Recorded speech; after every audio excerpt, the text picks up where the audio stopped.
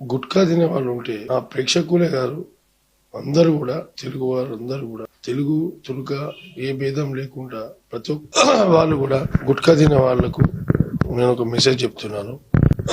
నేను చాలా గుట్కాలు బాగా తినేవాడిని.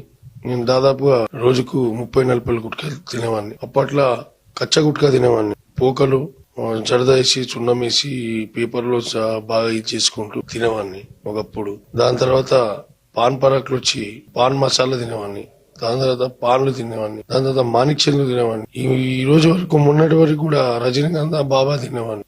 అది ఒకటేసారి సడన్ గా నాకు ఒక మెసేజ్, డాక్టర్ దగ్గరికి వెళ్తే డాక్టర్ ఈఎన్టీ స్పెషలిస్ట్ ఆయన చెప్పడం జరిగింది. ఆయన పేరు వచ్చేసి జానకి రామరెడ్డి గారు, యశోధర్ హాస్పిటల్ దగ్గర ఉంటాడు. ఆయన మన హైదరాబాద్ సికింద్రాబాద్ స్పెషలిస్ట్, ఆయన ఈఎన్టీ స్పెషలిస్ట్.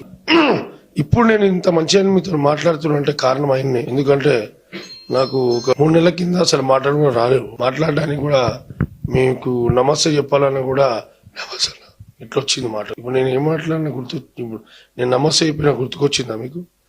అట్లా వచ్చింది. అందుకు ఈ గుట్కలు తినడం వల్ల వచ్చింది. నాకు దయచేసి బంద్ చేయని చెప్తే నాకు ఆ బంద్ చేయడానికి కూడా దాదాపుగా 2 నెలల పైన బట్టి నేను ఒక 30-35 గుట్కాల నుంచి అట్లా తగ్గించుకుంటా లాస్ట్ 5 గుట్కాల వరకు వచ్చిన.